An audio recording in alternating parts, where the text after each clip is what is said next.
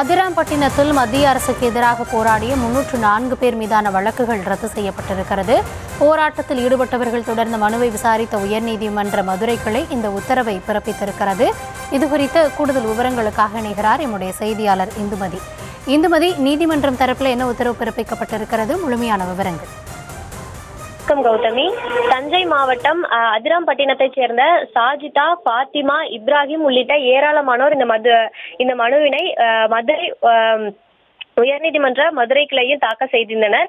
கடந்த 2022ஆம் ஆண்டு அக்டோபரில் ஒன்றிய அரசு இஸ்லாமிய தலைவர்களையும் இஸ்லாமிய இயக்கத்தையும் குறிவைத்து கைது நடவடிக்கைகள் செய்வதை கண்டித்தும், இஸ்லாமியர்கள் வீடுகளில் நடு இரவில் காவலர்கள் வீடுக்குள் புகுந்து ரைடு என்ற பெயரில் சோதனை நடத்தி கைது செய்வதை கண்டித்தும் அதிராம்பட்டினம் பேருந்து நிலையம் அருகே அமைதியான முறையில் கவன ஈர்ப்பு ஆர்ப்பாட்டத்தில் ஈடுபட்டோம்.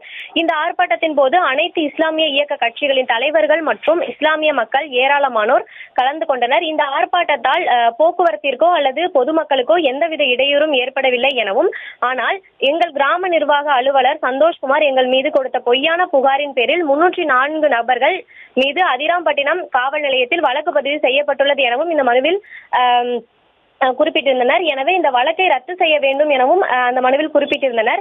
இந்த மனு நீதிபதி சுந்தர் மோகன் முன் விசாரணைக்கு வந்தது. அப்போது விசாரணையின் போது நீதிபதி, ஒரு அரசின் மீது ஏற்படும் அதிருப்தியை வெளிப்படுத்த நாட்டின் குடிமக்கள் ஒன்று கூடுவதற்கான உரிமையை இந்திய அரசியலமைப்பு சட்டம் வழங்கியுள்ளது.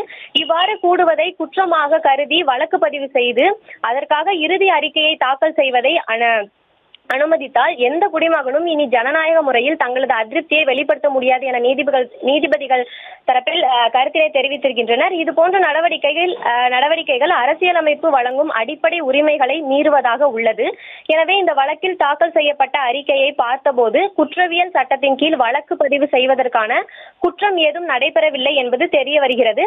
மேலும் ஏனெனில் இந்த ஒரு போராட்டமும் போக்குவரத்திற்கு குறைந்தபட்ச அளவிலாவது இடையூறு ஏற்படுத்துவது இயல்பு. ஆனால் அது சட்டவிரோத இடையூறை ஏற்படுத்தியது என குற்றம் சாட்டப்படுவதற்கு ஏற்கத்தக்கதில்லை எனவும் நீதிபதிகள் தெரிவித்திருக்கின்றனர். மேலும் ஏற்கனவே உச்சநீதிமன்றம் பல்வேறு உத்தரவுகள்ல தெரிவித்துள்ளது என தனது கருத்துக்களை உத்தரவில் பதிவு செய்த நீதிபதிகள் அனைவரும் மீதும் பதியப்பட்ட வழக்குகளை ரத்து செய்ய உத்தரவு பிறப்பித்துள்ளார். கௌதமி.